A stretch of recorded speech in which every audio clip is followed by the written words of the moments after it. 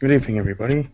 And here we are near the end of 2015 and the final Raw of 2015 happening this past Monday. I just wanted to we'll go over Monday Night Raw, thoughts on the 2015 year, highs and lows, in my opinion, for WWE, and stuff like that. So it should be a quick, short episode here today. I just got word came down to me uh, about breaking news: the NFL Philadelphia Eagles letting go of Chip Kelly. I'll be talking about that tomorrow night on my NFL podcast, Talking Packers with Steve. So obviously I will leave my thoughts on that for tomorrow night. Tomorrow night will be a jam-packed episode. Be I'll be Let's just say I'll be a little bit enthusiastic tomorrow for sure about some of the topics, not just the Chip Kelly one, but some of the topics that will be on. So hopefully my friends at Main Event Marks, and others that I've reached out to are able to make it. If they can't, they can't. Understandable, but hopefully they are, because the topics for tomorrow on the NFL show, like I said, I have a little more, I don't know, show a different side of myself, I guess, in a way, a little bit. I'm not going to go all the way with swearing and throwing stuff. I'm not going to be like that.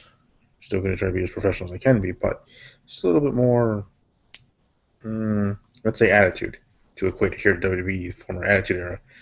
Add a little bit more attitude to the episode tomorrow night with the NFL stuff.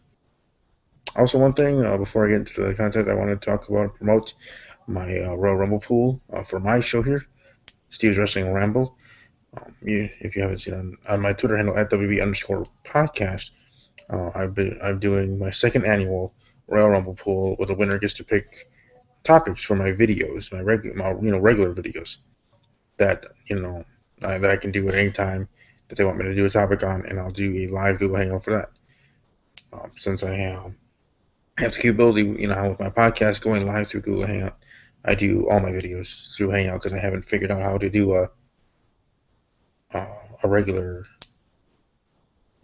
taped video, or recorded one with a laptop. So if I can figure that out, maybe I will do that. But either way, that is what the winner gets for this year. Next year, I might actually have a tangible prize along with that. And I still like to have that as part of the prize, especially moving on and forward. If the show does grow and all that other stuff that come from my roots. The roots of this podcast. That being all that I could offer for the very first one last year. And let's say 4 to 6 years later, I can actually have bigger and more exciting prizes because I have more, a bigger and vast audience. I still want that as part of the prize package at that time. You know what I mean? So always have it part. Always remembering where you came from and always being humble, because just like that, that all can go away. So never, you know what I mean. But that's what I'm doing. Second annual. So if you're interested, comment section below. Let me know. Also, I wanted to promote the Main Event Mark Awards. Check out their channel, Main Event Marks. I'm a regular there now as well, talking WWE and all other professional wrestling companies as well. Sometimes they're on that show. But we have our annual, annual Mark Awards. And if you go to the group Pro Wrestling Marks, youtube.com/Pro Wrestling Marks, that's the Marks group there. You'll see all that information there. You can email your votes for that at Main Event Mark Awards at gmail.com. And if you can see on my Twitter handle, or on my feed, and my Twitter handle at WB_podcast, you'll see that I retweeted Mike Cologne, one of my fellow co-hosts on there on that show. Mike Cologne, the number 4 real, if you just want to search his Twitter handle quickly and give him a follow and check that out. He posts each and every category in 3 separate tweets, all 10 of them. All 10, I think there's 10 total categories there to vote for. Write-ins are welcome, and definitely check that out. I probably will be reposting or posting them myself to my Twitter handle, to my fan page, and everywhere as well for the Mark Awards, along with obviously promoting my own Royal Rumble pool. That I have people already. I think I have 120 right now, but always welcome to have more. You can always make room. But just to talk about Raw. Monday Night Raw, final Raw of 2015. Vince McMahon back again. I was wondering how they would utilize him, and they decided to go with the angle of him getting arrested. Now it just seemed,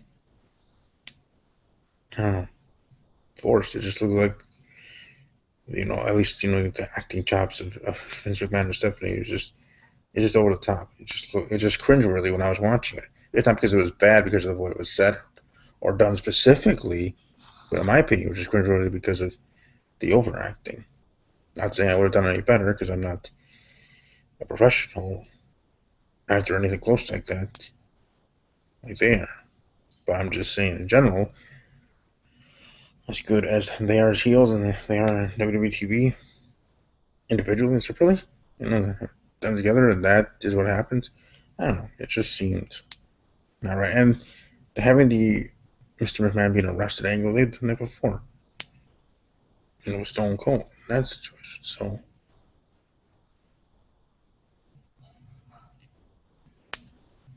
you think they'd be able to figure that out. So, anyways, beyond that, Roman Reigns is the champion. Or is it done 16? See how the Rumble goes. I mean, they could have stripped him and they're doing like a whole 1992 Royal Rumble beef for the championship. This time being the WWE World Heavyweight Championship. They're just calling it strictly the WWE title. The evolution, the naming of the title, let alone the look of the titles. But yeah, beyond that, not much else for Raw. How I could do it. Straight to the point, big stuff. So yeah, that's pretty much it. Now, 2015 was a very interesting year for WWE, in my opinion. I think the best parts of WWE for this year for me was with the Undertaker Brock Lesnar feud, and stuff like that. Dean Ambrose had a pretty good year, so to speak, and we got Mr. McMahon back. Yeah, it was here late 2015, but it's still 2015. It still counts. So as long as it happens before before midnight, technically turning when it's officially New Year, then it counts for 2015 for WWE or for anything. So I think those things were the best parts. Now bad parts, I guess, because of all the injuries. What could have been for pay-per-views and for storylines and whatever. If we had Cesaro, if we had Sami Zayn earlier, if you didn't, Hideo Itami has been out. Randall Keith Orton, Randy Orton, Cesaro, I think I already mentioned that. All the Seth Rollins, I almost forgot about him. Superstar of the year, won the Slammy. But he's out for indefinitely for a while. So what could have been for WrestleManias, Royal Rumbles, just in general, what could have been here for the last half of 2015 with those WWE superstars in the fold. But still was a good year. Hopefully 2016 can be great as well.